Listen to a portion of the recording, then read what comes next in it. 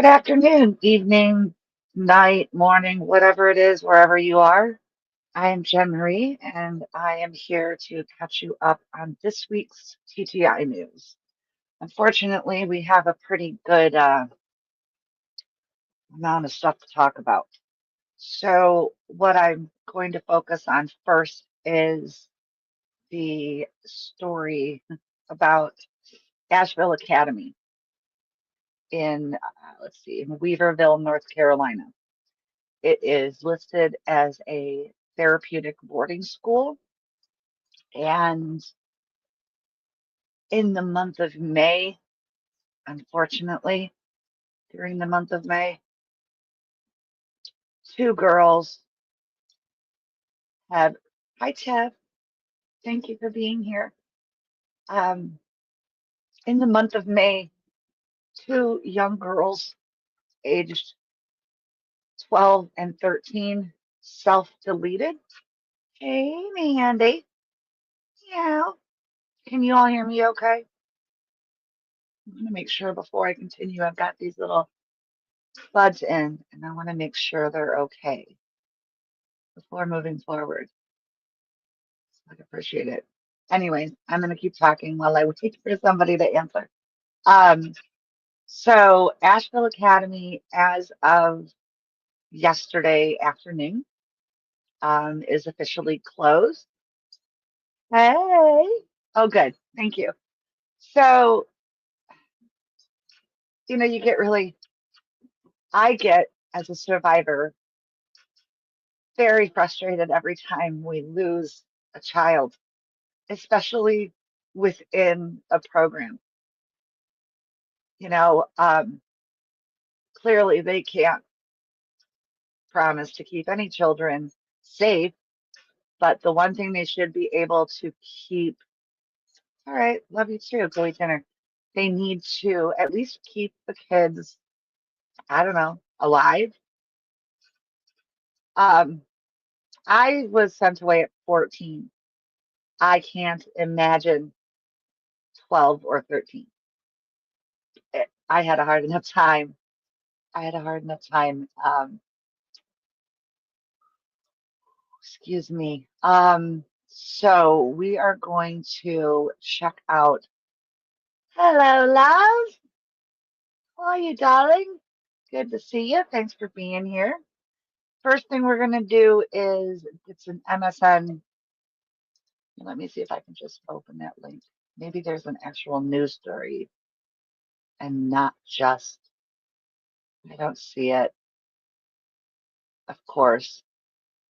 Interestingly enough, trouble teen industry stories don't make the news very often. So I'm not surprised. So we're just going to have to go off of Reddit. And in doing that, I'll just read it to you. And I will, I'm going to, I wonder, hang on, actually, hang on a second.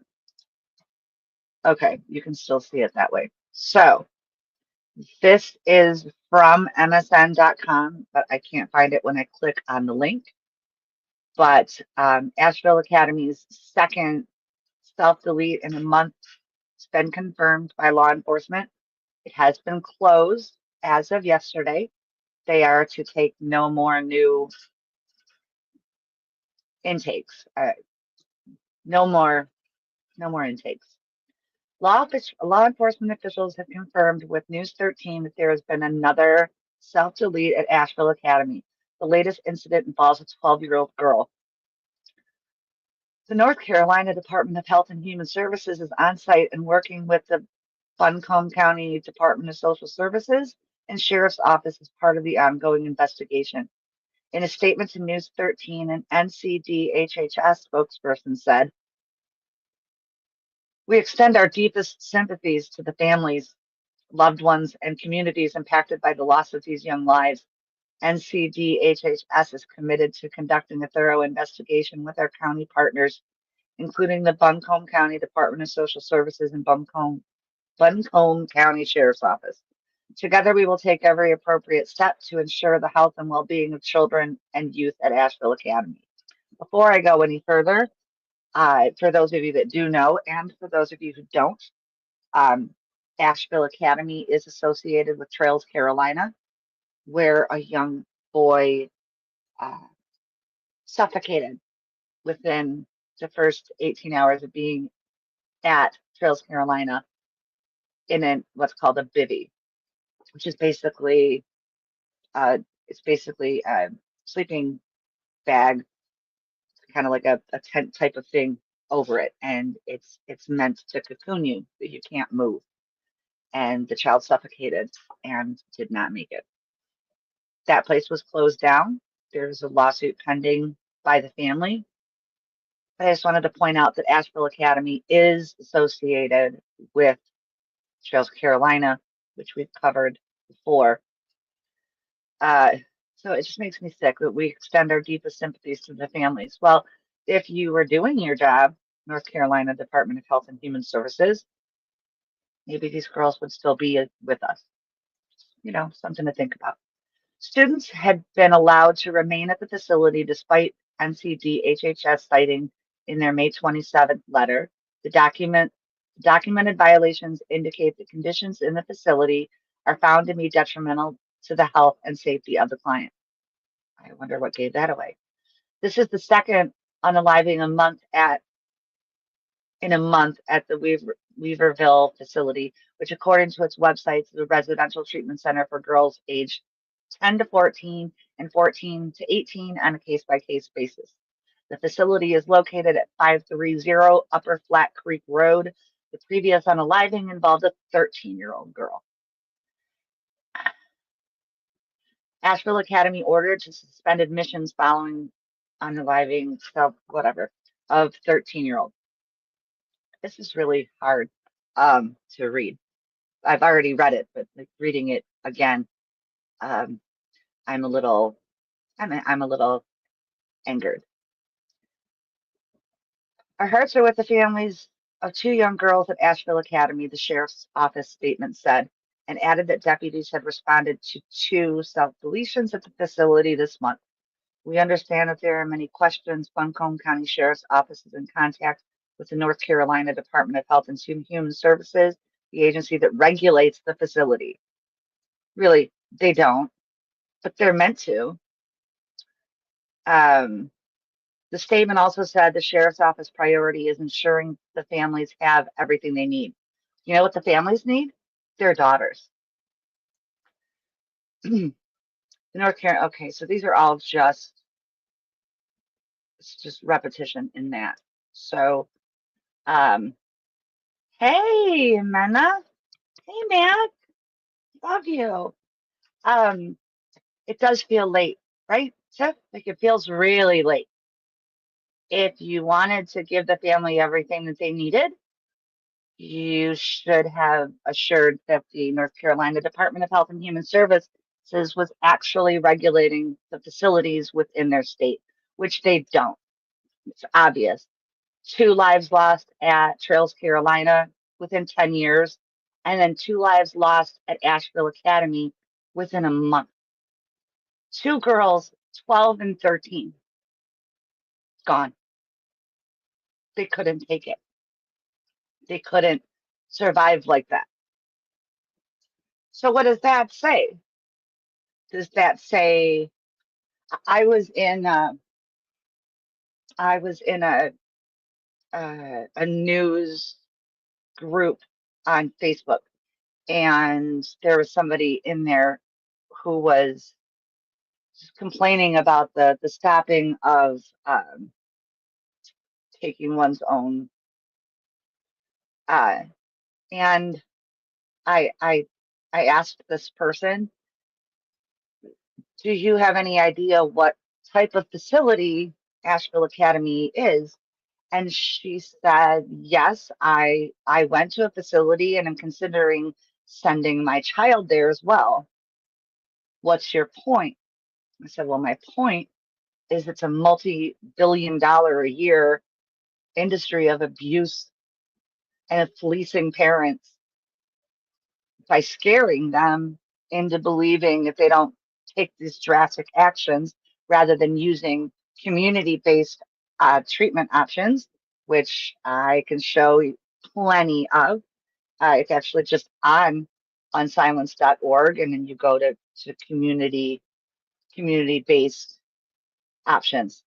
So, you know, and then of course I didn't hear anything back after I announced myself as a survivor and activist, and that's because this person also came at me and said, why shut him down? Why not have him regulated? Blah blah blah. And I'm like, hi, we passed a federal law last year, as well as multiple state regulations in Maryland, Utah, Missouri, working on North Carolina, Montana.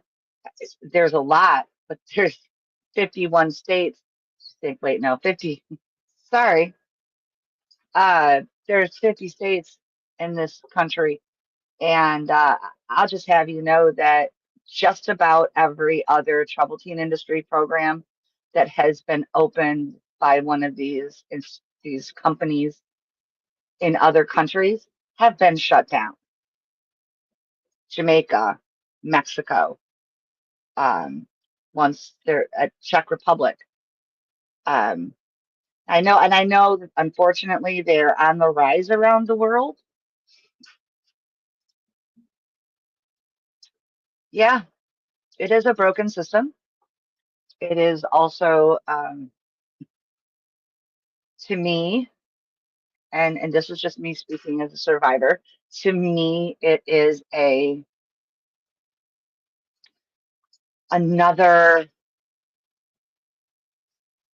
reason to believe that all the rhetoric we hear from talking heads in politics, local, city, county, state, federal officials, always talking about the importance of the safety of children. And this just proves to me again and again, two times at the same place, that they don't care about kids. They just want bodies. They want taxpayers. They want worker bees. They don't care about children. If they cared about children, people would be more aware of this and people wouldn't be still considering sending their children away. I don't admonish anyone for considering to take to send their children for help, right? Because if your child is struggling, you want to do everything that you can to help them get through it and live to the best of their ability and to be the best version of themselves that they can be. I'm just not seeing it. I mean, they have IEPs in schools that are on the payroll of these companies, WASP, NATSAC, UHS, um, and politicians that are in the pocket of these companies. There were 33 members of the House of Representatives who voted against our SICA bill last winter, and I have continuously reached out to them via email, phone, and social media, continually questioning why they chose not to protect kids and not to sign off on a law that would start the process of investigating these companies, investigating the individual programs, making sure that the staff are licensed and meant to do these jobs, that they don't have criminal records that would have anything to do with hurting children or exposing children to anything. No, no, instead they just do the don't look down game, right? I did steal that from a movie, but it fits really good here. If you don't pay attention to it, it's not happening, right? I don't watch the news. I don't watch any news, like any news outlet, because I don't trust them. but I do research on anything that I discuss because I don't believe in ignorantly spouting off with nothing but emotion about something. I need to know about it. And I know this, and I don't just know this because I research it and I advocate for young survivors and I'm an activist and, you know, uh, lobbyist and whatever other ist you want to call me. Um, One thing that you can't call me is uneducated because I also lived it. And there's a difference. Okay, so I want to focus on, so we're going to talk about a staff member from Asheville Academy, and we're also going to talk about the executive director. Yeah, well, not not me, but I was a part of it. Yes, I am a part of a community that made a law. Yes, I am. You're right. You know, whatever. I mean, not whatever. I'm very, very proud of it. I'm not trying to. Hey, Kimby, good to see you. Thank you for stopping in. So next up, we have here River Ash, who is slash was. Okay, fine. I accept the praise. Look at my friends. See how my friends are? They're so pushy. I love you. So now we're going to talk about a man called River Ash. Uh, he's a trip. So let me bring this over here so that I can read it. Okay, Asheville Academy staff don't seem to care. A second child in their care just um, left us. River Ash is back on his BS. So here he is. Me as a young buck with a bald eagle that some doofus rubberhead duck hunter shot and winged it. I turned it in to DNR officer Wally Knight on Edisto Island and it was taken to James Island. Well, isn't that nice? You saved an bald eagle. Good for you.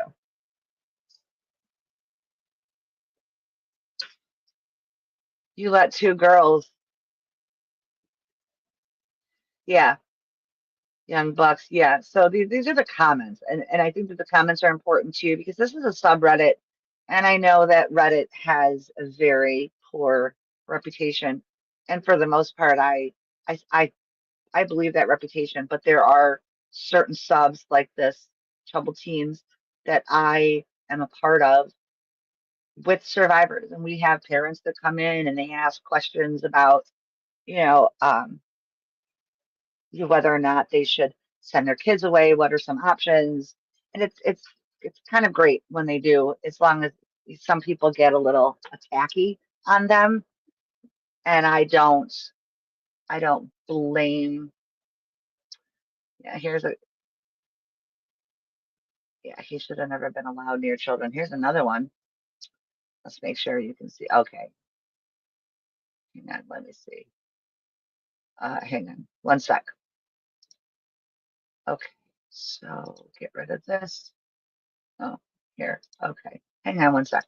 Sorry, I'm still a little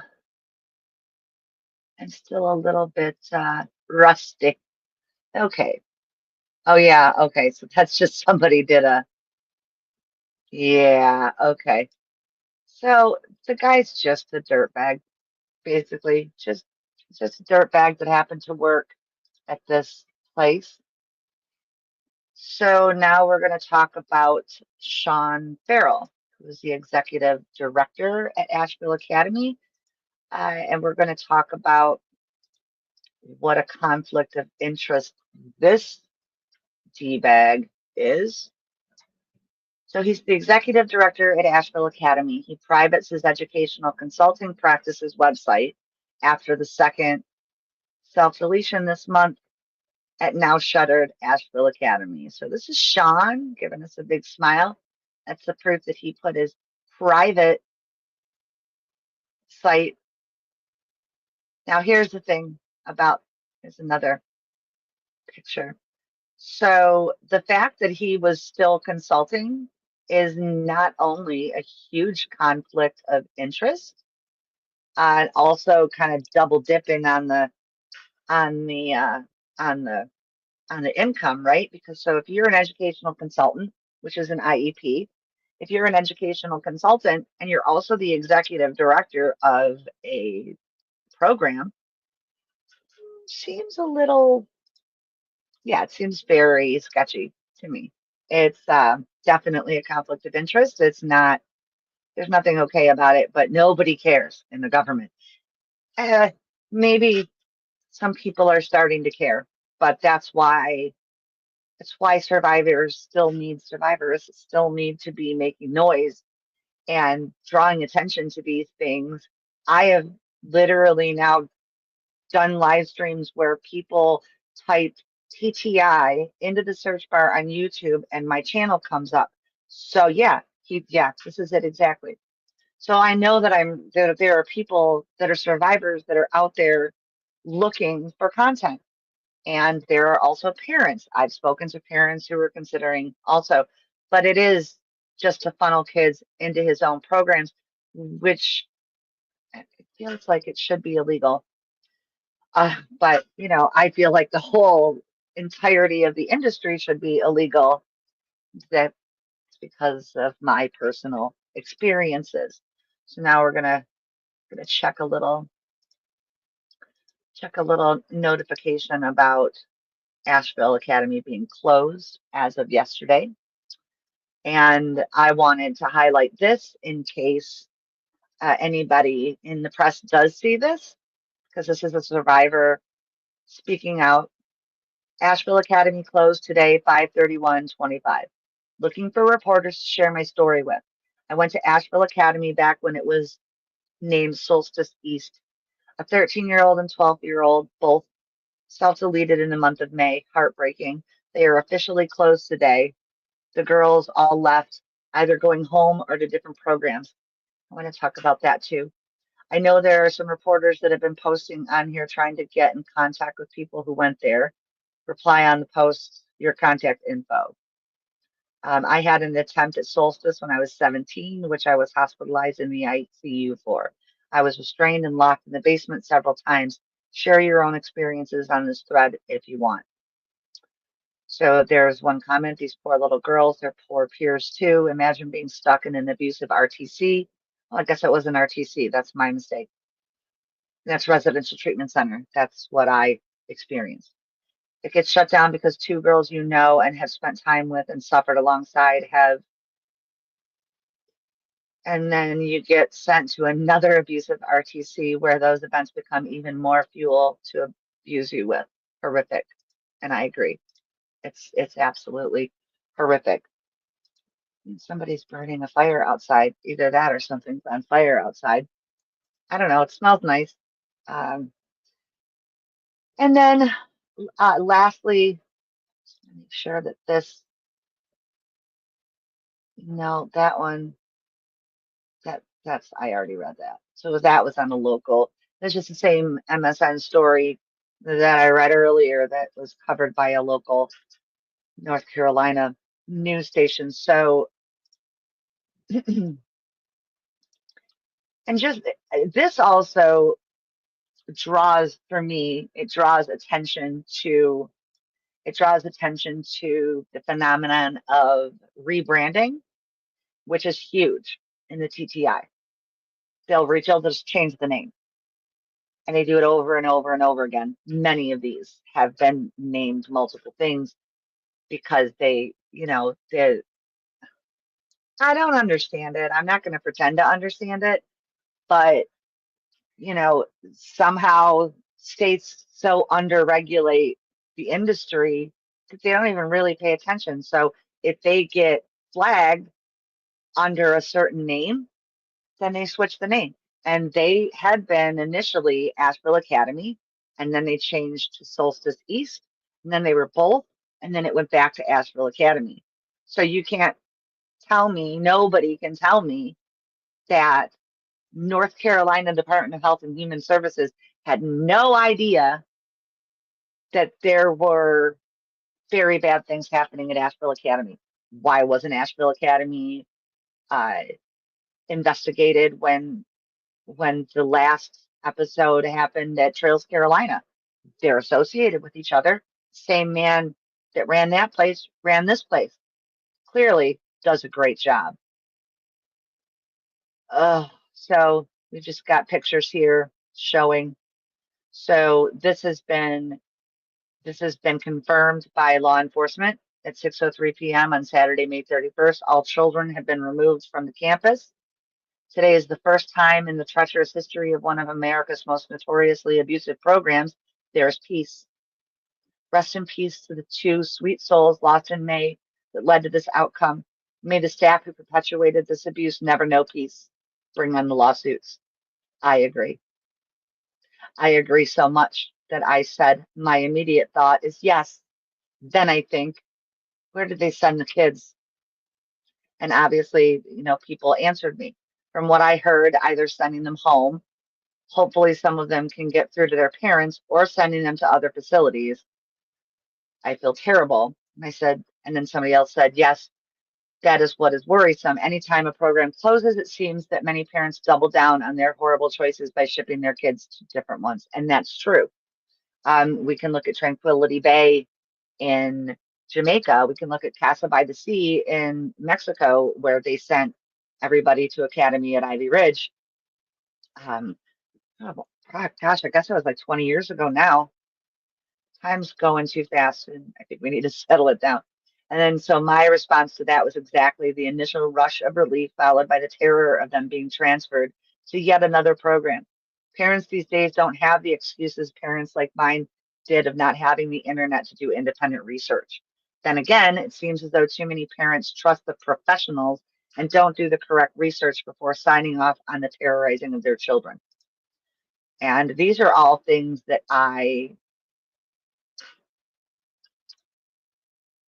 what do they do with the kids? They send them, they said it depends on the parents. So if the parents want them home, they'll bring them home. If the parents want them sent to another program, they'll be sent to another program. Just like that. Kids have no say. Children have no say. They have no autonomy. They have no rights. They are, yeah, they're just really just, cattle. Like, think of it as a weird way to compare it, but how you, well, no, it's not even like boarding your, hey, Chris, good to see you. Thanks for stopping by. It's not, I can't even say, I almost thought, I could say like, similar to boarding your horses, except that when you board your horses somewhere, the horses are much more taken care of than these kids are in these programs. Hi, Joe. Good to see you. Thanks for stopping by. Just had fun with you earlier in the sources chat. Good guy, good times. Like I said, I'm a little more serious, and I'm not going to be talking all about the Asheville Academy thing.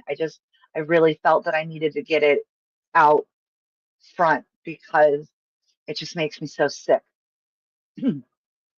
literally physically sick. The thought of it, the thought of losing kids. And I've been doing research, and we don't have numbers because it's not like we have a survivor database that we can, know every person that's ever been in a TTI program who has either uh, lost their life by their own choice, by an overdose, accidents. We have no idea what the numbers are after the kids are removed. But I know um, that's awesome. I'm glad your day is going good, Joe. That's fantastic. I would say my day is going pretty good. Good. Excuse me. My reflux is acting up a little bit.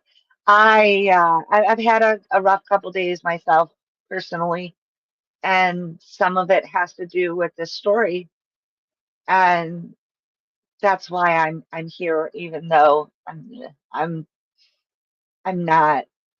I don't want to say I'm not feeling it. I'm feeling it. I'm always feeling it.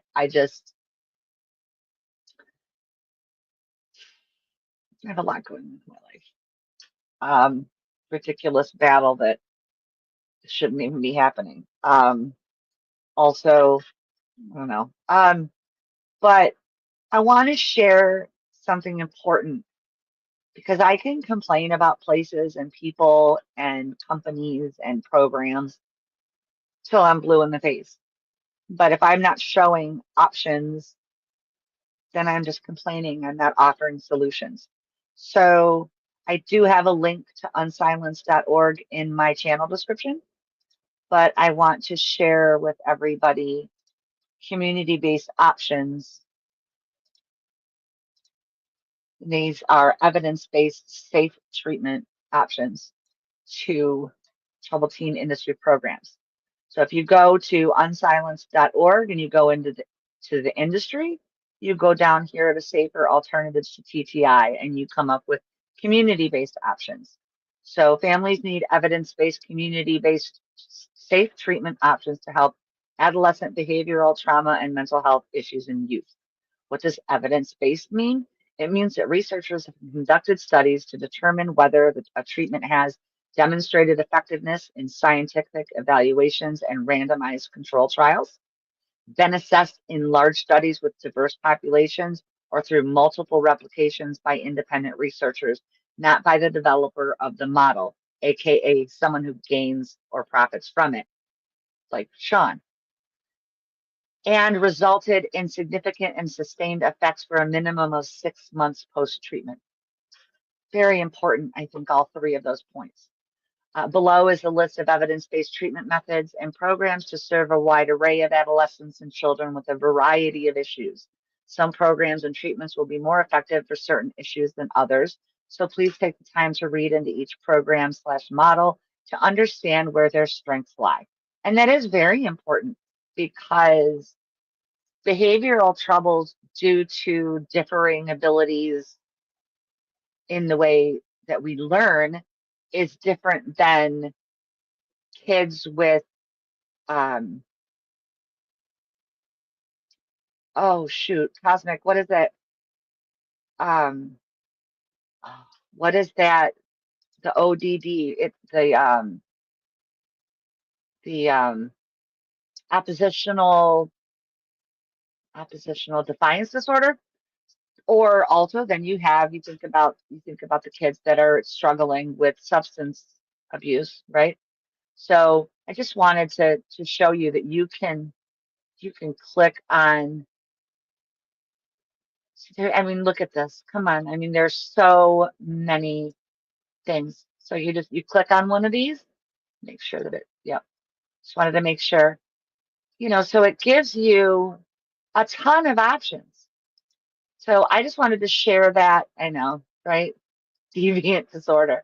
What is let's, shall we Google it? I'm curious. Is it in the DSM? Deviant. Sorry, I just think, define, no, it's actually, I, I'm not seeing anything. Yeah, oppositional defiant disorder.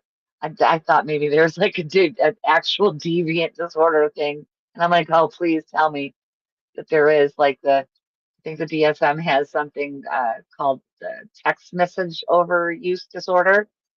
Um, oh, by the way, I've changed things around a little bit in the background. I wanted to highlight Meg Applegate's book, Becoming Unsilenced.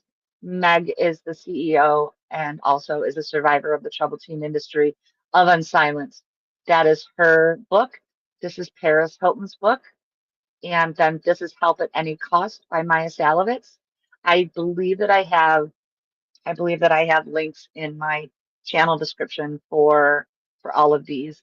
Uh, I don't know where my copy of I See You Survivor by Liz Ionelli went, so I'm going to have to get another one. And I'm just going to keep adding every survivor's book for every survivor that writes a book. I am currently considering it myself, but I'm very busy trying to figure out how to, you're going to laugh. I'm too busy trying to figure out how to be a functional human being right now to focus on writing a book. There, I said it. Oh my gosh, I'm feeling a little silly today, but that's probably a good thing. You know, how I get silly or, do a lot of humorous stuff, be funny, whatever, when I get uncomfortable about things. And I find, I don't know if anybody else, I'm sure other people do this. I don't know how many people talk about this, but when I am extremely overwhelmed and I cannot calm myself down, um, I'll take a walk or just stay inside the house or drive and I play out these scenarios in my brain. Like I'm trying to troubleshoot issues in my life. And sometimes it gets a little dark and I feel really guilty about that because I don't usually think such negative things, about other human beings. It's not, it doesn't suit me. It doesn't, hey, Crystal. Yeah. Now here's the thing. Crystal is one of my dear friends, and Crystal is somebody who I have discussed the whole community-based options with. Um, I wouldn't say in depth, but we've discussed it because and yeah, I think honestly, Crystal, I think more of us than care to admit spend way too much time every day trying to figure out how to be a functional adult than they do in actually getting things accomplished. However, what I would like to say, getting out of bed can be a heroic act. Taking a shower can be a heroic act. Eating, having some water, that's something I struggle with, water. Also eating, um, cleaning. Did I say showering? Showering, um, being social. Uh, yeah, I mean it's really difficult, and it can become even more difficult when you do have people making your life harder every day, and it's out of your control, and you can't say anything about it to that person because, yeah.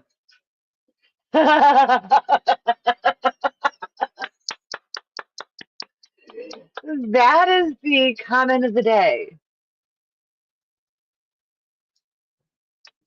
Just gotta say that's you're adorable.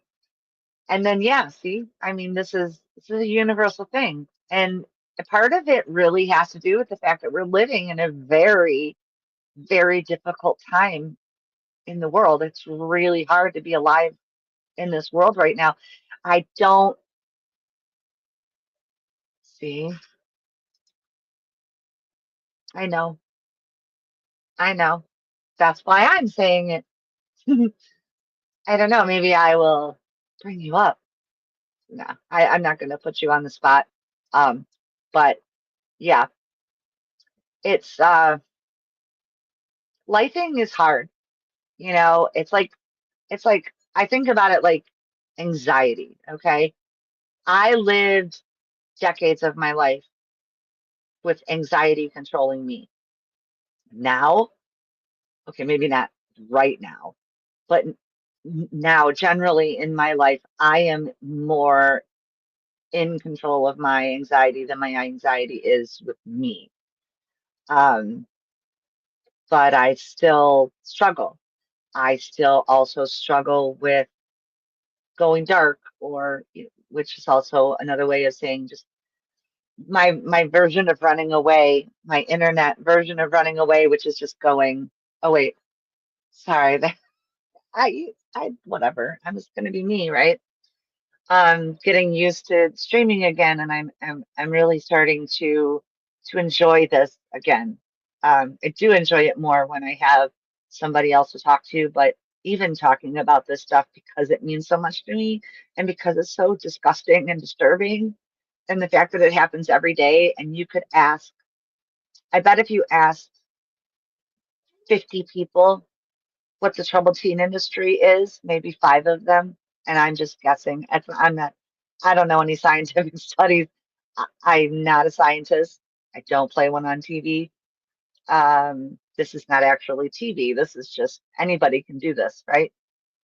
Um, it doesn't, I'm not any more special than anybody else. I just got fed up enough that there was nobody else on YouTube doing this, and I saw a need, and I started a channel a year and a half ago and have been very, very inconsistent with it. I am focusing very hard on being consistent with it. That's why I am doing these weekly check-ins on Sunday and scheduling them ahead because I want to get into a pattern. And then I'm also going to be releasing videos, say like I want to do an actual video about the Asheville Academy story. I want to do I want to do a um I want to do a I still haven't even had a chance to do a standalone story for um Baruch Silvers, who was at Discovery Ranch. I believe that it was, yep, Discovery Ranch in Utah. Um, so if you don't know, Baruch Silvers um, self-deleted last year at Discovery Ranch. They knew that he was struggling. They had him on medications that were exacerbating the ideations, and they did not keep him. Um, they didn't keep him in watch. They didn't have him on watch. So on May 8th, his parents filed a lawsuit against Discovery Ranch in Utah for the wrongful death of their son, Baruch. This is Baruch.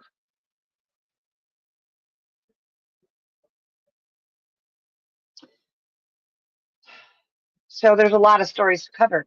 I also still want to go back and follow up on Clark's story from Charles, Carolina. I mean, gosh, that's going to have been a minute that and I also want to get into the um sorry, I was looking at my phone. That was silly. Um, I want to get into, a lot of these stories that, again, like I said, they're not being talked about in mainstream media. So if somebody's covering it in YouTube land, I've learned now since last week when I did my weekly recap that people are going to find me, and that's fantastic. And I also share with the survivor community. Um, Again, I think that I don't know, anybody tell me if you got a notification, because I think that we figured out that if your channel isn't as consistent, you won't be pushed by the algorithm to send notifications or show up in recommended when you go live. So I'm still I'm still a lower level novice on YouTube and all things streaming and um, speak and not and speaking on this publicly that isn't in a controlled like survivor community or governmental agency where I feel much more confident than I do sitting in my own home on a Sunday, just trying to stay out of my own head. And it's just because I have these little earbuds in, and it's actually, I find, great. I'm not getting a lot of the background noise. I don't have to worry about my microphone or if I'm speaking into it. You did get one. Okay. See, the more you connect with the channel, the more notifications you get. See, I agree, Crystal. I believe that that is part of it as well. And I I want to be more consistent. And that's one of the reasons I've been showing up in other people's streams and like Recovery Corner with Cosmic. Oh, you did too. Okay, perfect. I'll show up and I'll go up on stage during Recovery Corner with Cosmic and Davy and just have fun. Or if it's something serious, we'll talk about something serious. Um, Misha and I have been doing, excuse me, I'm so sorry, have been doing some live streams together, excuse me, on her channel, Awakened by the Looking Glass. If anybody is a mod here, I don't remember. Could you drop Misha's link? I want to see what this is. Several violations, including those concerning protection from harm, abuse, neglect, and exploitation, rights in 24-hour facilities, and competency and supervision of paraprofessionals. Yeah, yeah, literally 85% of the programs, and there are thousands, thousands. This is not an unusual thing at all. It's just that people don't hear it enough, so they lose. We've got a society full of people with an 8-second attention span. So you wanna keep. Oh, good. Welcome back.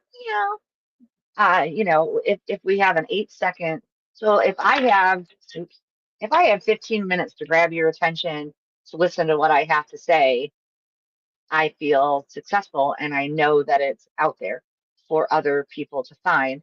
I mean, if I have 4 people in my live stream right now, am I upset? No, I'm grateful. Thank you for being here. And I hope that others watch this on the replay and leave comments and get something. Well, we shouldn't, but here's the issue. You know the saying that it takes a village to raise a child? I fully believe that. And the reason that I believe that is because I've seen it work. I've seen it work with my sister. I've seen it work with my niece. I've seen it work with friends' kids, and you know, and with talking to people, about their experiences. I've seen that, and you know, unfortunately, it seems like the world that we live in today, it's damn near impossible. Oh yeah, there you go. Yeah, perfect. Check that out. It was fun. It's fun. We need to do more stuff together. And I just, but how are we going to get back to community-based life where the neighbors know each other and families are friends and they go on vacation and the kids play outside and live, and they're not locked away because we can't trust anybody for any reason. And that's just it. Um, Wait a minute. Let me see something. That's weird. Hang on. Just give me, I'm going to mute myself for a sec.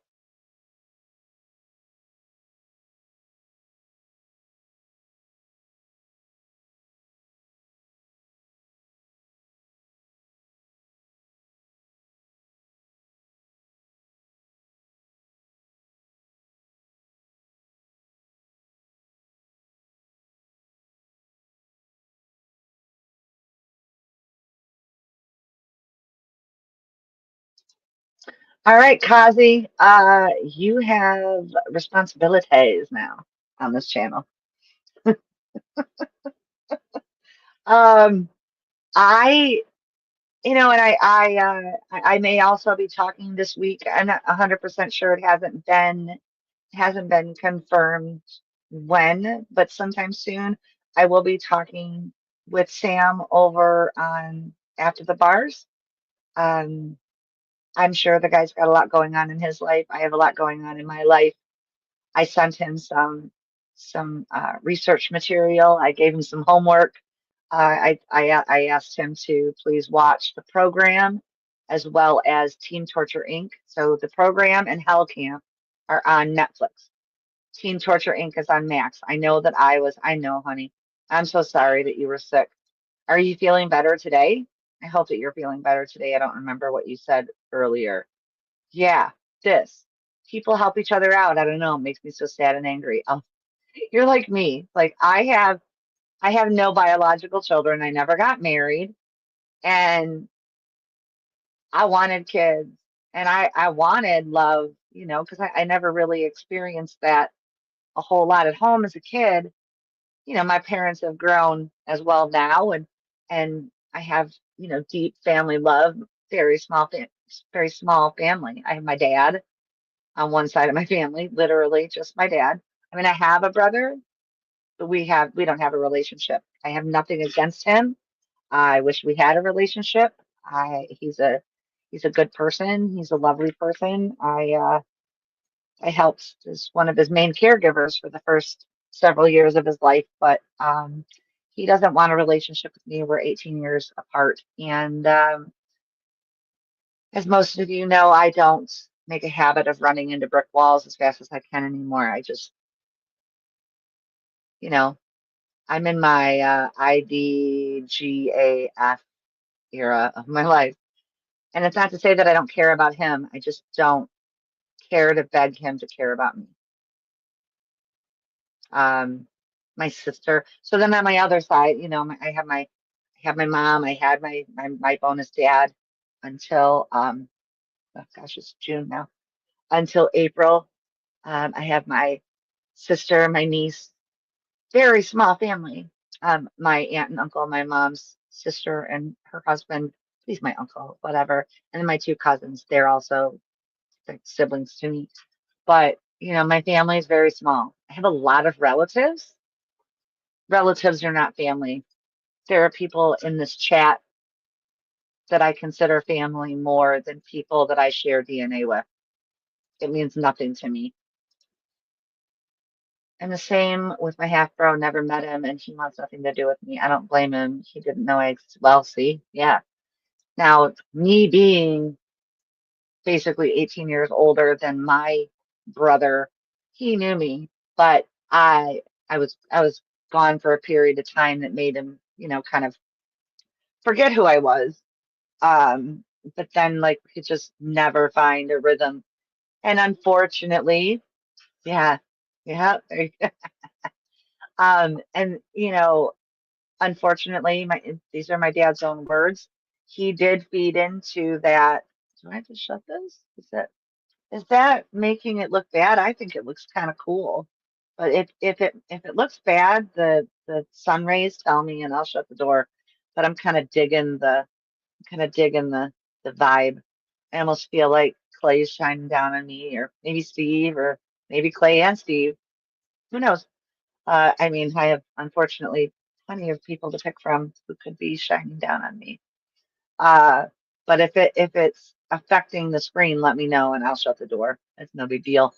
Uh, I have a really small family, and that includes my friends.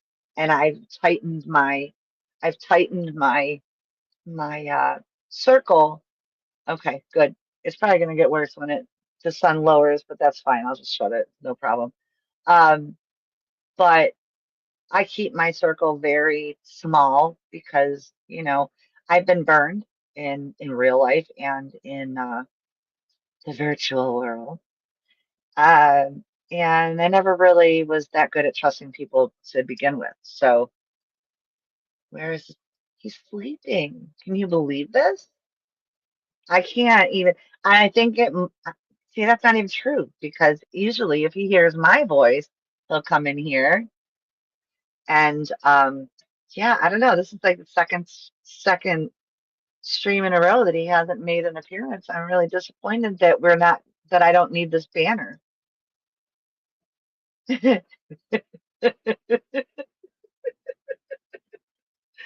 think this is so hilarious. Okay. Um, but yeah, unfortunately I don't. Okay, let's see what Crystal has to say. No contact with my family, just a small amount with my dad, and it's just because of him.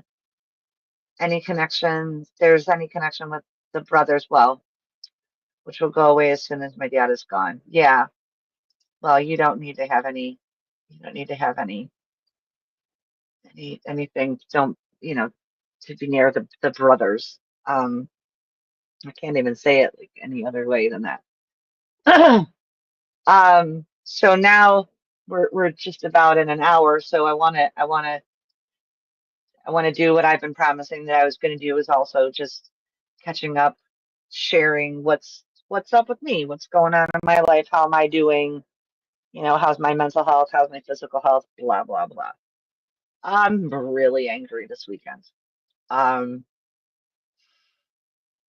my mother is now being forced to go to mediation regarding my bonus dad's will, because I'm not what would be considered an interested party.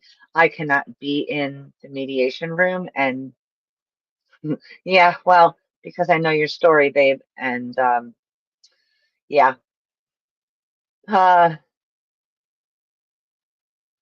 I've been, through every step of this with my mom, and to be forced to be left outside, I'm getting her an attorney. Um, and still on a regular basis, just trying to keep her going.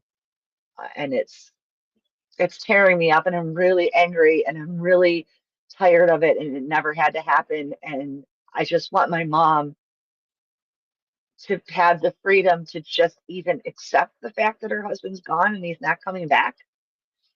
She's not even being given that opportunity every day. It's something, something, something, something. So this week there was supposed to be a court hearing. Only my mom showed up. The other two interested parties did not show up. Suddenly, then, uh, day before yesterday, or was it yesterday? Wow, I have no idea. In the concept of time right now. So, anyways, I guess it was Friday. Yeah, I'll say it was Friday. I believe that we got the notice about mediation, and I immediately jumped into protection mode. And so tomorrow's Monday, so I'm gonna call my friend's cousin again, see if he's going to be in town over the next month to see if he's willing, excuse me, still to help out with this and to be there with my mom. Because Friday, yeah, I think it was Friday too, Christy. Thank you. Apologies. When I get upset, my uh my reflex gets a little bit more extreme. Also this week, ooh, I make it sound like it's like this exciting news. Also this week, I found out that my abuser of off and on 30 years from ages 15 to, okay, hang on, let me math. 30 years, 18 to 45? Yes, yes. 9 years ago, I left him. 9.5 years ago, 'cause it was in January of 2016. I left because I was on the verge of not being here any longer. I was, I was on the verge of not being here anymore. And as it turns out, I never called law enforcement. I don't recommend anyone to not call law enforcement. Oh my God! I miss you so much. It's so good to see you. I miss you. I'm so happy you're here. Thank you. So I found out that my abuser was arrested and charged in March of this year for felony felony battery. And it's good. It's good to see you too. For felony battery, domestic battery by strangulation. Um, I have made the mistake over the last 9 years, not the entirety of the last 9 years, and not for the first 2 years at all. Um, I think, I mean, I talk to my therapist about this a lot, and, not blaming myself for allowing that line of communication, because there's an imprint in my heart for him and his family. Um, the spell was removed on the day his mother passed, which was 4 days after I escaped him. And then she slammed her door in my face, thinking that it would get me to go home to him. And it didn't. And then she left, and I never Never got to see her again, and that sucks. But at the same time, the spell was broken, so that helped me. I really wish that she didn't have to go. She didn't take very good care of herself. I loved this woman very much. Um, she was another mother to me. But my concern now, like I had a very uh, cosmic knows, Mandy knows, I had a really visceral reaction to this earlier in the week when I found out. And then he lied. First of all, he called me drunk. And there is no greater trigger to me in my life than hearing that person's voice. And Christy, I have audio of him doing that whistle. Remember, I couldn't explain his whistle? Well, lucky me, he left me an audio message and I can send it to you. I can't. Even thinking about it makes me want to vomit. So after giving me a couple of BS stories, I was like, all right. So I just go on there, I type his name, his county, 2025 mugshot, and it shows his mugshot. And then I see the statute. Now it says felony battery. I want to know what that means. And because he'll fight a cop, like a group of cops. He doesn't care. I mean, I've got video of him acting like a caged animal in a holding cell in his county, in the state that he lives in, just because he's like out of his mind, drunk, and on pills. And oh, I'm doing that thing again. Sorry. Uh, and I had to cut him off because if you're not going to tell me the truth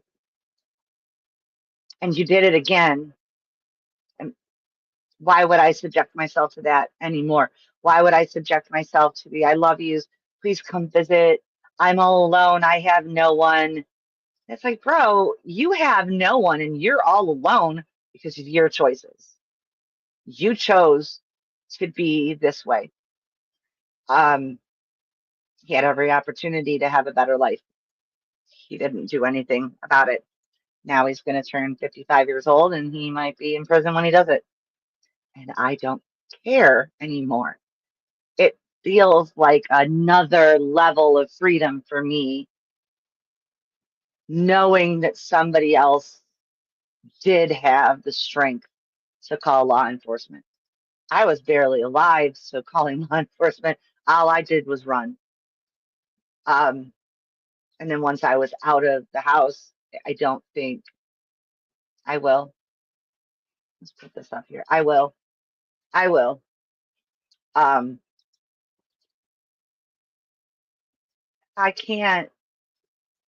I can't keep allowing toxicity in my life and people that are bad for me, or in this case, very dangerous for me.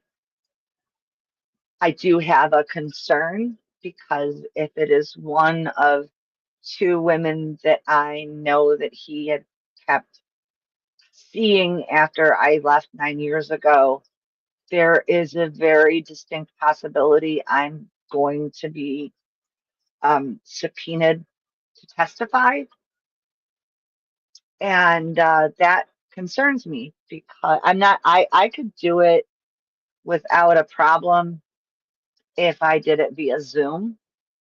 If I'm not in a room and let's see, okay, I'm on the stand. So the defendant would be like right in front of me if the stand is to the left of the judge, or I'd be looking this way. Whatever, it doesn't matter. But to have to look at this person would make it really difficult for me. And this makes me so angry, but it would make it really difficult for me to share these experiences that I had with him and know that I am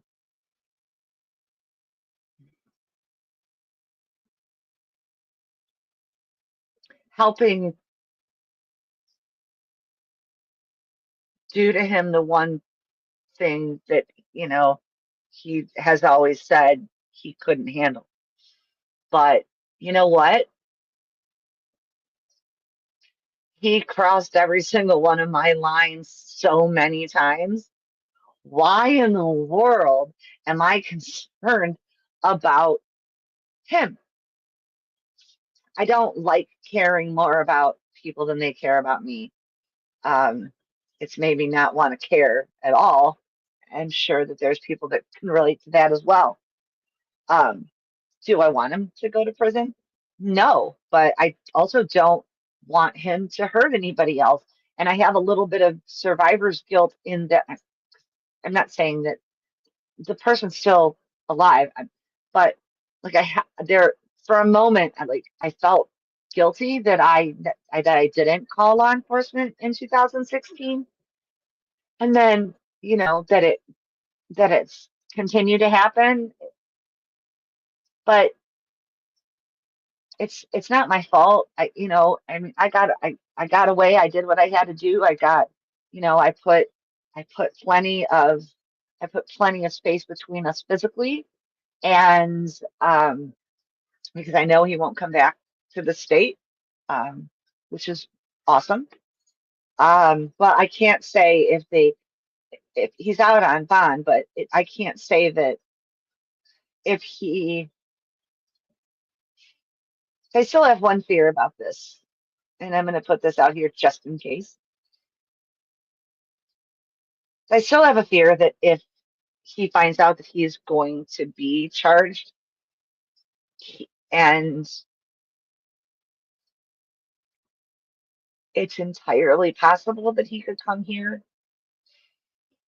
um, which does still the only thing I think that still scares me.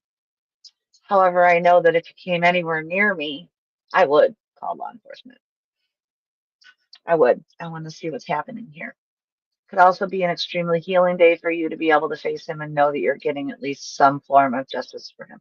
I agree, but the state's going to have to pay to fly me down there because I shouldn't have to, you know. So yeah, the prosecution, the county prosecutor, whatever. I don't know if they do that, but I think these days with technology the way it is, and with us having the lockdown in 2020 and the integration of Zoom court hearings, um, it's entirely possible that I could do it without even leaving home, which would be good because he doesn't know where I live. He knew where I was in my last place. I know. I know that it's not my fault. I do, but I have moments, you know. However, and I'm not victim blaming. However, if it is either one of the people that I'm thinking about, they also have had enough years of experience with him to know not to go back. Again, I'm not blaming anybody because somebody else had the strength that I didn't have, 9 years ago, or 10 years ago, or 15 years ago, well, 16 years ago, no, 15 years ago. I mean, this was something that went on between us. Now I've known him for 39 years. Um, I know him very well. I'm about to turn 55 in 19 days. And so, I mean, that's literally, well, I can't do algebra. So that's just most of my life, though. Um, and so, unfortunately, when you know somebody so well, they also know you. So he knows all the ways to like weasel and worm his way back in. So I had to just block him on everything. I had to block him on my phone again. I had to block him on um, Insta and Facebook. I forgot that he learned how to do Snapchat. So I'm going to have to go in after the stream and block him on Snapchat because he will try that as well. So that's been my week. And that's been the week in the troubled teen industry. And it's not easy. It's not getting, and the personal family stuff is not getting easier. It's getting more difficult. Um, like a new fear unlocked with the idea of mediation and my mom and this other person being in the same room together and my not being able to be in the room. I guess my only hope is that the other person involved shows this mediator who, girl, where you been? Let me tell you something. I haven't bothered you with this, but my bonus dad passed away on April 8th. And that was after 2 months in the hospital and dealing with his only biological daughter. Uh, um, has made it really, I feel like she's trying to take them both away from all of us. That's my pain and my anger talking. I know that, but I can't. I mean, I'm sure that there are people that are that wicked, but she's so whacked out on her bars that a good quarter of the time she doesn't even know what she's doing. But to know that somebody harassed, coerced, and bullied their own father into agreeing to a will she hand wrote and claimed he dictated to her when he couldn't even speak. I'm afraid to talk about this stuff. I don't really know if I'm supposed to. I'm not saying any names, so it's hopefully not a bad thing to do. I don't want to do. I don't want to do anything. Oh, and then I got a thing from the state of Michigan because I've been trying really hard to change my license on my driver's license, my address on my driver's license, and it says your change of address request has been processed and your record has been updated to reflect the new address. You are currently ineligible to receive a license and or permit. What? I have a license.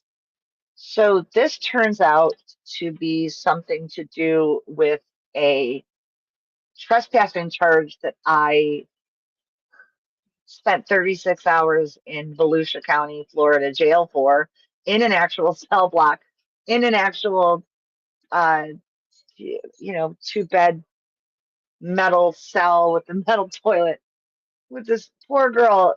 Volusia County has a way. Hey, Indigo, it's good to see you. Were your ears ringing earlier? We were talking about what a good human you are in another stream. I think it was over at the source. Oh, what was I talking about? See, this is why I have to do recorded videos because I noticed the chat and my you know, what's that song? Blame it on my ADD, baby. Yeah. So I have fines that I have paperwork to prove that I paid in 2020. The state of Florida, well, I don't even think it was the state of Florida, it was Volusia County Court didn't um they didn't report to Michigan that I paid. Now they're telling me that I have to come down there, pay these fees in person. And I'm like, I paid you with a money order that I have a receipt for still, because money orders come with a little piece that you rip off. And I sent this years ago. Why? What do you mean? So I'm driving with a suspended driver's license? Great. Super. Because I'm going to my mother's house on an almost daily basis. I One of the ways that I make money is via DoorDash. So that, like, I'm scared to death to do that. I don't want to do anything because I don't want to get pulled over for a suspended driver's license. That's a huge fine. So I have these fees from this stupid arrest when I was living in the Salvation Army shelter in in Daytona Beach, Florida, and I went out on a Sunday morning, like 8 o'clock in the morning. Yeah, I'm not in that bank anymore. I guess I could get a hold of the credit union I was a part of and see if I could get that from that time. I might even just break down and pay it again because I'm just so mad. I need my driver's license. I live, I live in a very wooded area surrounded by lakes. I'm not in the city. I'm not in Detroit anymore. I'm not downtown. so that I could get everywhere that I need to go.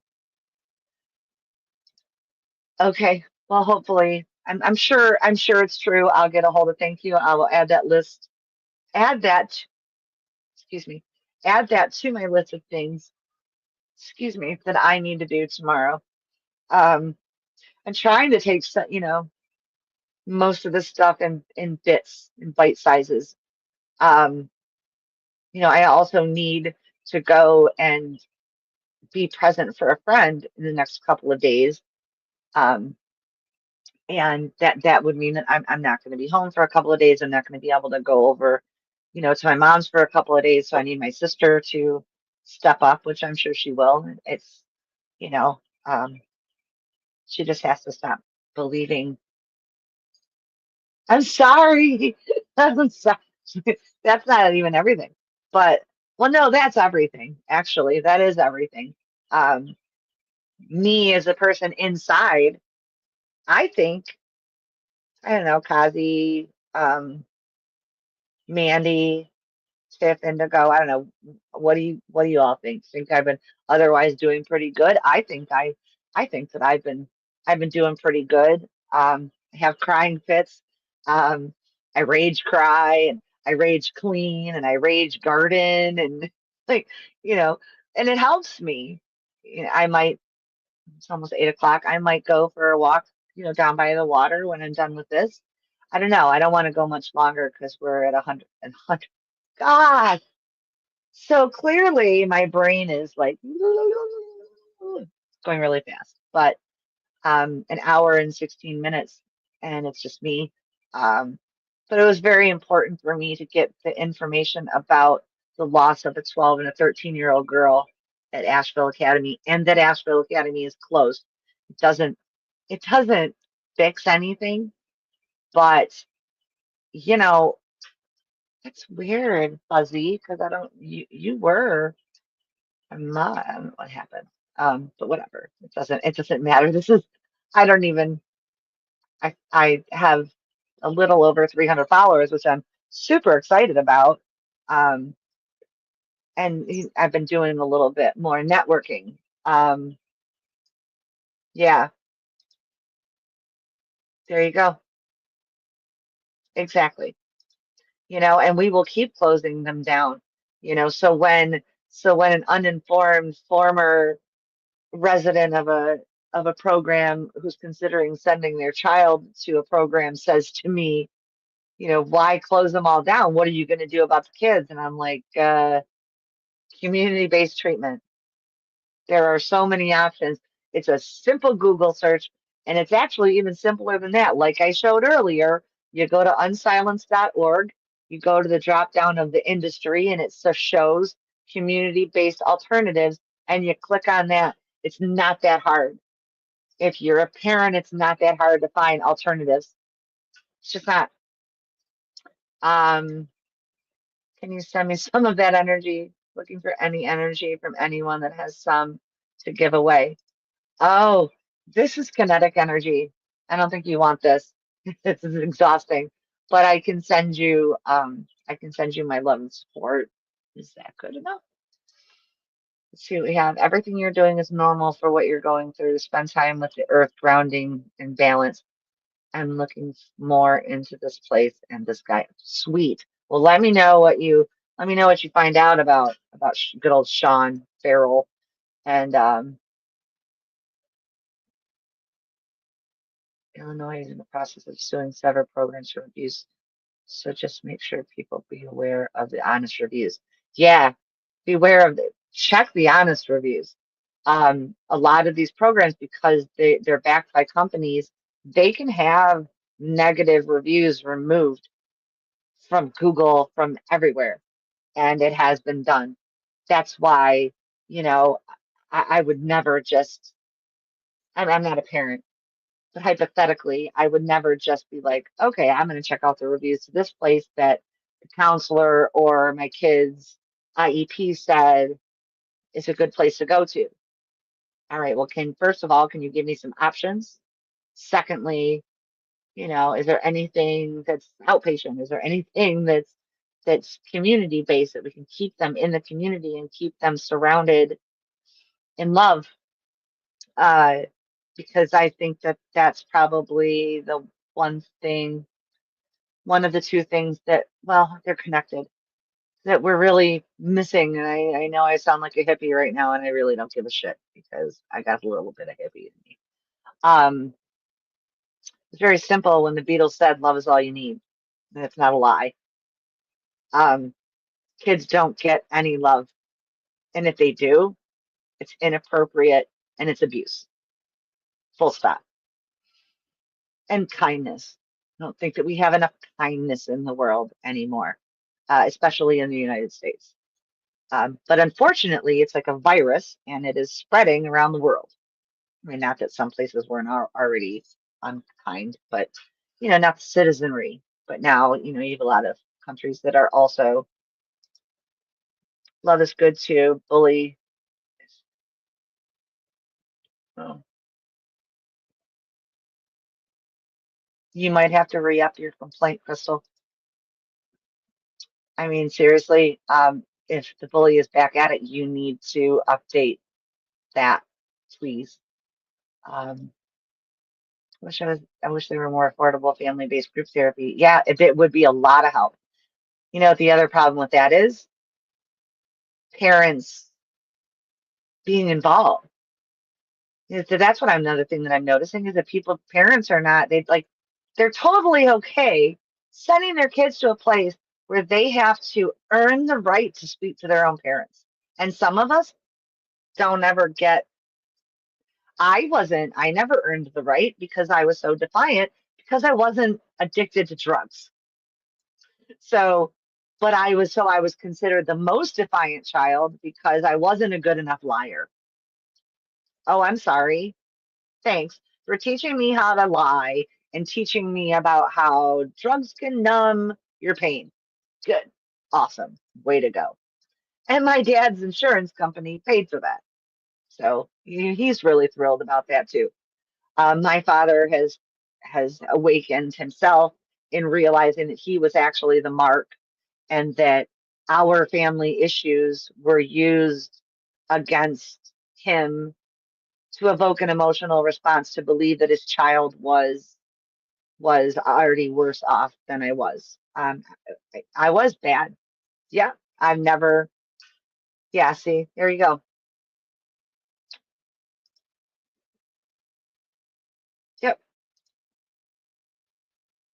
It's interesting. I considered for a really long time fostering, but when I had the money and the space to be able to do that, I was touring, so I wasn't home. And now I'm just too old. I don't know. I thought for a long time about fostering kids.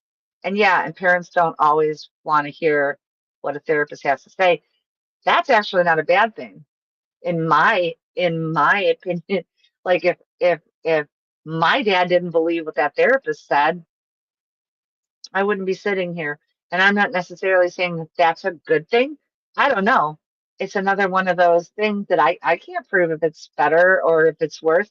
How how well, I mean for like babies and like little ones, I could take, a kid like 7, 8 or older and be comfortable with that.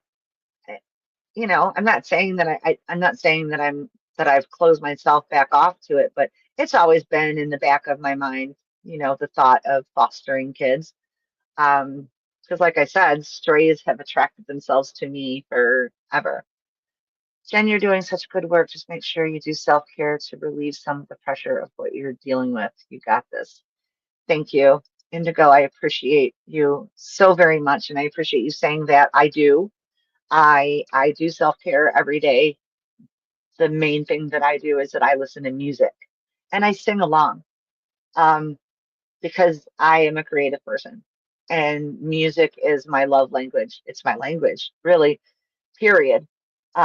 That's how I'm able to express myself is so I haven't listened to any music. Well, not that true. I had to run out, I had to run some errands earlier and I was listening to music, but I was listening to some angry music and there was rage crying. Um, what do you have to say here? If a parent really wants to help their child, they will listen to anything. That's how TTI happened. It's the parents who don't want to put the effort in, who don't have time, in my opinion. Um, we share that opinion because it's true. It's true.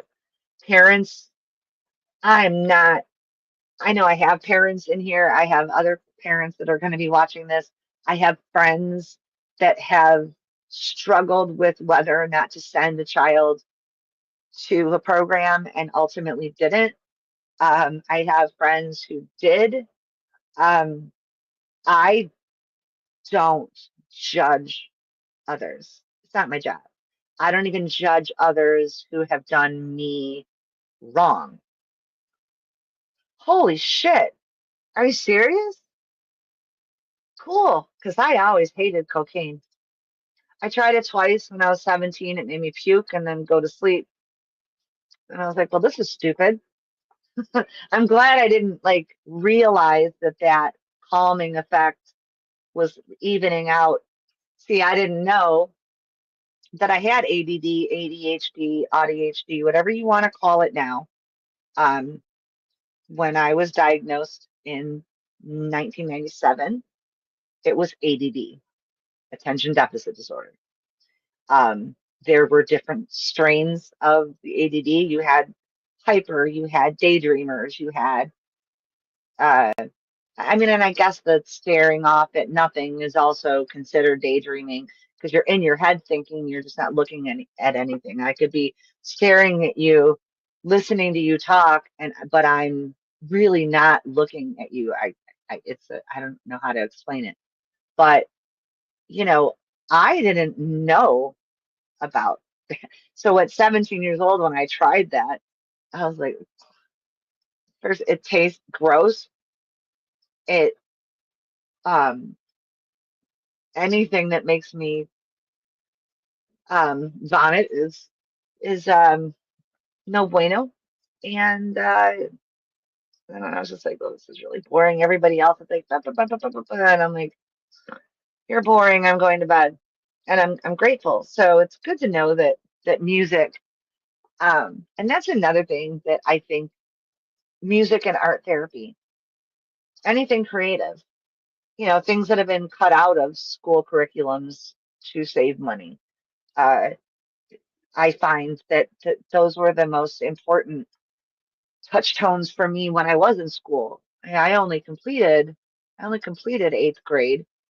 I did a semester, I did a semester and a half of ninth grade and then like 6 weeks of 10th grade.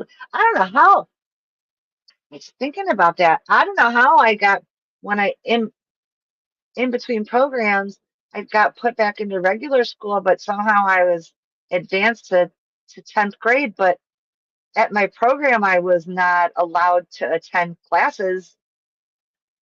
That's really weird. I don't know. I don't know. I have to look into that. How on earth I got advanced. It's pretty weird. But yeah, okay, this is important. I think it's important for people to remember the stress parents face. You open my eyes to how parents are the mark as well. I never considered that before.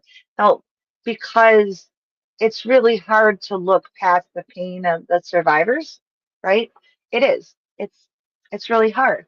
But in this type of situation, this is a blueprint that came from a cult, right?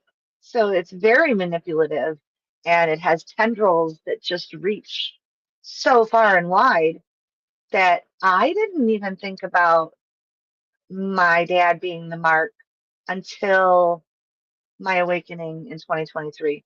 Never even crossed my mind. Until then, I was still mad at him. And I'm not mad at him anymore. I feel bad. And I share these things with him so that it can help him let it go, let his parental guilt go, you know, um, put the stuff to rest. I've had my dad before I finally was able to help him see that he was the mark. Look at me and say, I mean, as recently as last year, look at me and say, why can't you just let this go? Well, I can, but I have to go back through it look at it, walk through it, it and I have a lot of memories that were repressed. I still have more that continue to flood in as time goes by, and those can be very jarring at times. I try to I try to darn it, I'm sorry, I'm having trouble with words today.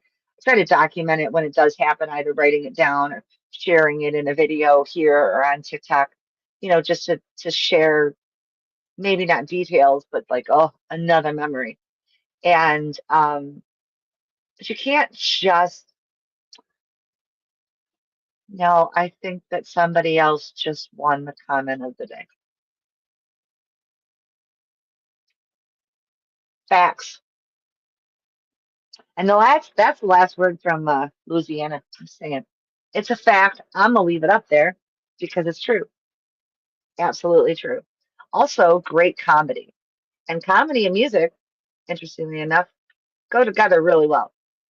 But yeah, I think the parents need to be cut a little slack, especially if they're willing to listen. If they're not necessarily open to listening, giving them time to digest, sharing with them that there are, you know, uh, two docuseries, another one that's been made that's making the rounds in the film festival circuit right now. It's called The Kids Are Not All Right. That one is Liz Ionelli's story. Liz Ionelli is the one who wrote I See You Survivor. She's on all the socials. Um, I highly recommend following her on Instagram if you dig Instagram. She gives a lot of information and shows. Right now it's a lot about the documentary, and they're just trying to get distribution, which I really hope. I mean, with all the momentum, you would think that it'd be really easy for her to get distribution, but right now I don't think it's easy for anybody to get distribution for anything that's independent or controversial. And I think that that might be the problem because we're in a suppressive state. And I don't mean like, state like Michigan. I mean like state, our country. I'm sorry. I'm sorry, Indigo. Um, the one thing I'm starting to learn about my pain as a survivor is that it reminds me that I'm alive and I'm not just existing and I'm not just surviving, that I'm actively living. And that's something that I didn't do for 38 years. And the 38 years is from when I was first dropped off at my first place to the day that I found out what the industry was. And since that day, that we call an awakening. I'm sure that there's other people that use that term, but it's just something that I've noticed in the TTI survivor community is talking about the awakening. And it's a very special, it's a special thing. It hurts like hell, but it's, I hate to take this comment down, but I need to put this one up. It's important for people to listen to these stories. I fully export all the exposés and people fighting against this. Thank you. Okay, this is my backup. um, I'm also, now that I'm starting to, get back into creating content again after something this one knows, some of you know about a very difficult time for me online. It made me have to take a step back so that I didn't snap or lose, I don't want to say lose my mind, but just, you know, look, I was bullied when I was a kid. I'm not going to do it online by people that are just completely irrelevant to me, don't care. So unfortunately, it's taken me, uh, what, a year? Yeah, a year. It's a year since I had to file the report against the man online who was bullying the heck out of a bunch of us, and yeah, hurting us. It's not just one person, but a specific person that was scary. But now I'm like, I'm not. Listen, I survived this stuff when I was a kid. I survived an overdose without being taken to the hospital when I was 17 years old. I'm not going to let some idiot from the Midwest. I'm in the Midwest, so I'm not making fun of the Midwest, you know, but I'm not going to let some idiot that doesn't even know me or any of those idiots that don't even know me run me away from my mission. And notice that I have changed it to my mission rather than my purpose, because my purpose in life is to live it. My mission in life is to get as many eyes and ears on this industry as possible, you know, and I am also considering, I know I said the thing about the book, that's going to be very difficult for me to do. I'm also very interested in being a part of, or perpetuating a documentary about older survivors, because I think that we have a lot to offer and we can be the ones that can maybe help younger survivors heal faster. I say this in every stream, but it's important that younger survivors know that they have mentors and older survivors to help them cut the years, the decades, whatever, and begin their healing journey faster so that they have more time to live and less time of existing and surviving and numbing and running and freezing and raging. Like, enough, like, I want to see that. That's the documentary that I want to see. So I feel like, okay, then it's my responsibility to do it. I just watched a great documentary. It's a two-part documentary last night on Max, and it's called Pee Wee as Himself, and it's about Paul Rubens slash Pee Wee Herman. And wow, that that documentary was the last straw, I guess, for me and my decision that I am going to make my documentary. It's not going to just be about me. I'm talking about the older survivor documentary. That is going to happen. Period. Full stop. I am manifesting that. Um, and that's going to happen. I don't know when, but it's going to happen. Yeah, exactly this. Yeah. Yes. So bridging the gap to help the survivors understand their parents' point of view, maybe help them. And, there's just going to be, honestly, there's just going to be, thank you. Thank you. And you have my support entirely as well. I hope that you know that in your life. I completely support you. Um, but there are some parents who do this vindictively. There's narcissistic parents, there's addicted parents, then there's parents that use this to hurt each other. But there's someone who I really, really admire a great deal. She goes by the TTI mom. You can find her on Instagram or TikTok, and she's an advocate. Her son was sent away by her ex-husband with and it took all of her control away, and she was finally able to get him, and he's doing a lot better now. But and that's fantastic because he's not fully, I mean, I believe he graduated, so he is an adult now, but I mean, like, they're not a fully formed in their 30s or 40s person, and I think it's wonderful. So I think that if all of us who are talking about this, or all who have channels who are interested in, like, collaborating, if you're talking about forms of trauma or whatever, podcasts, all of these things are really good ideas to get the message out. And I really, I don't say no to a lot. I have in the last year, but I'm done.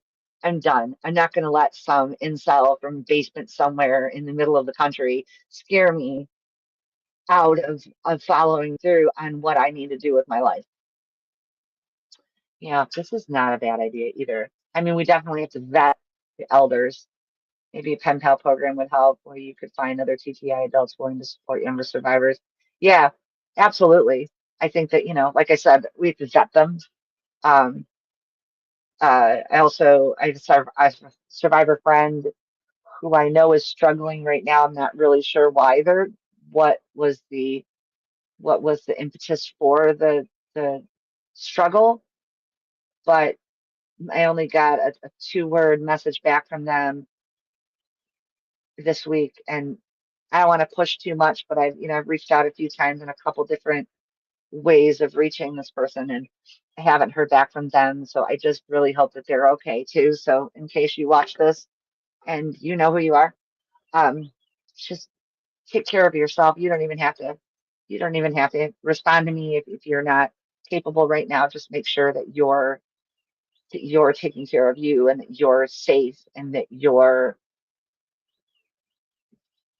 not too isolated because you're never really alone, you know. But I know that these things these things can weigh like 1,000 pounds sometimes, and it's really hard to pick them up. Oops. I learned that from somebody very important to me, the people who in Florida helped me save my own life getting away from my abuser. And, he'll always say to me, your phone doesn't weigh 300 pounds. I'm like, sometimes it does. Sometimes it weighs like 1,500 pounds, 2 tons, whatever. Sometimes it really does. And it's okay to take quiet time, but don't get lost in the spiral. So that's why I highly suggest myself to have a tight circle of people who know you, who check in with you, and you check in with them on a regular basis. And if a certain amount of time goes by and you don't hear from them, you reach out to them, like all of you. Like if there's, say, like there's a group of 4 people that are really tight. If one person just kind of goes ghost, then the other 3 people can go, not like in an overwhelming way, but just kind of like, hey, hi, not even are you okay? What's going on? Just a, hi, just wanted to say I love you, just checking in. Yeah, I advocate for that too. Also, remember that we have a larger community here on YouTube. Just beware of some creators. Look for people who lead with kindness, look for people who lead with truth, and look for people who have something to say that isn't, you know, hey, can you send me some money? Everybody in this chat knows that I have had severe financial struggles in my life, and that asking for help has been one of the hardest things for me to do, because I never got help when I was a kid. So why would I ask for help? It's like smiling. I wasn't allowed to smile, so why would I smile? Um, but I really like the pen pal idea. I'm gonna bring that up about I mean, obviously it'd be like email or whatever to start. Um, I definitely think that it should be um, maybe gender specific, and say if we have, obviously we have, so you would want gender specific, or say for the young survivors that are in the LGBTQIA plus community, then you want to have elder survivors that can speak directly on that. You want to have people available that are diagnosed autistic, that can deal, like, and understand and relate to the autistic survivors, because that's turning into the LGBTQ and autistic communities are the largest growing communities of kids that are being sent away, because it's not just about, excuse me while I do this, sorry, my lips are dry, but it's not just conversion therapy that LGBTQ youth are being sent to. They're being sent to therapeutic boarding schools, they're being sent to wilderness camps, and they're being sent to residential treatment centers. They are the autistic kids and the LGBTQ kids are the, the main kids in these. I mean, if anyone has watched the program, Catherine Kubler, the filmmaker and main survivor of the story, she was sent away to the academy at Ivy Ridge for, she had been in a boarding school, like a real boarding school. Do I have an email for what? I don't know. What do you mean? I haven't started you just came up with the idea of a mentorship program. No, I don't. I mean, I have my Between the Cracks email that's in the description. I can just type that out, I guess. But oh, my channel. Yeah, absolutely. I'll just put that in here right now. Um, but yeah, so actually, I mean, these are all just, I love this because I always end up brainstorming. Oh, that's cool. So you left the chat, but you're still listening. So I love you. Um, and did Gen X tell you that we actually got to stream a little bit together with the source earlier? I just thought I'd check out the source channel and it's fun. It's different, but it's fun. I had a good time in there. I even popped up on the panel for a minute with him and Clint and and he had said something about like, oh, wait till I tell Jimena that I talked to you. And I was like, no, no, I'm gonna message her right now as soon as I pop off. But I'm super, super glad that you're here. And since you are here, I want to say and hold myself accountable for this. I want to get back to our promise to be in touch with each other regular again, how we were doing. I missed that. So if we can, if I can hold myself accountable to that, that would be, um, oh, was that like, that's right, you did do one last night. I don't even, I barely even remember last night. I think I just kind of, you did tell you. I think I was kind of just like sitting. I'm like, this looks like I'm like, don't have anything under this, but I'm actually wearing a tank top dress. And I'm just like sitting on my couch, like with like YouTube videos of a rainy beach because I just couldn't. Oh, okay, cool. Yeah, he's a good guy. I like Clint a lot. Um, and I like I said, I think the more that I do this, you know, the more consistent I get with this, the more I'm gonna, people are gonna get notifications. And then if I'm also reaching out, yeah, well, I mean, he's hilarious. He's absolutely, there's nothing wrong. Listen, laughter, when they say laughter is the best medicine, I mean, I firmly believe that. I mean, there's some music also, but yeah, laughter is, I mean, I feel so good after just losing it from laughing in a conversation. I really enjoy it. I really, crave it a lot. Oh, I love you. Well, I'm sharing yours if anybody who watches this is not if anybody who watches this stream is not subscribed to Jimena's channel, she is my hippy dippy friend. And I'm a little hippy dippy myself. Um, I'm a little older, not old enough to be an actual hippie, by the way. I am what you would call a neo hippie because I am the child of the hippie generation. I wouldn't say that my parents were hippies. I wouldn't say that they weren't necessarily. My dad was in the army. Um, no, they were just, boomers. Are boomers.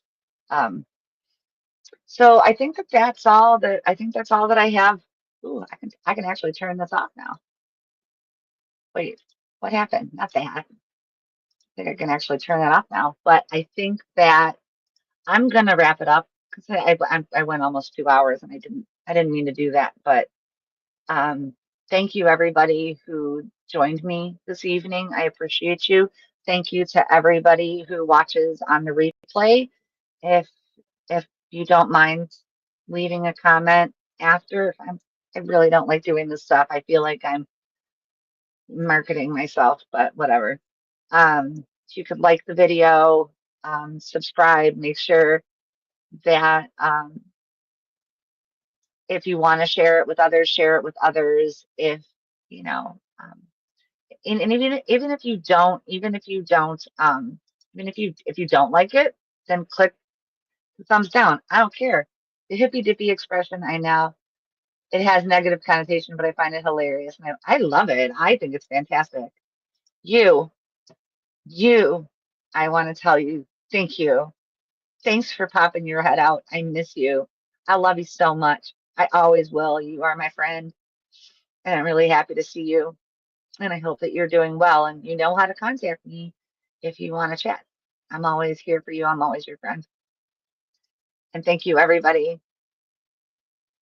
I'm working on it. I mean, I can market products and other people, but you know, but thank you and thank you. And who doesn't love a good hippy dippy vibe? I mean, except uptight, suit and tie people. Um, but I just want to thank my friends for showing up for me, and I want to thank everybody for watching this. Crystal, I love you, all of you. But listen to what we said, Crystal, and look into renewing that, please. I will. I will. I absolutely will. So everybody take care. Have a great rest of your Sunday and week ahead. I know at least that I will be putting out at least one video that's going to go a little more in depth to the deaths in the last little over a year in these programs that I want to highlight. And I may do spots on other people's channels. I may collab. I'll put those in community posts if I do. But other than that, I will see you next Sunday. And I just want to remind everybody, like I always do, if you could be kind to one person today, and we all do that, and if we do it every day, then we can maybe make the world a better place. Love to everybody. Remember to take care of yourselves first. I will remember to do the same. Same time, same channel next Sunday. I hope to see ya. Bye for now.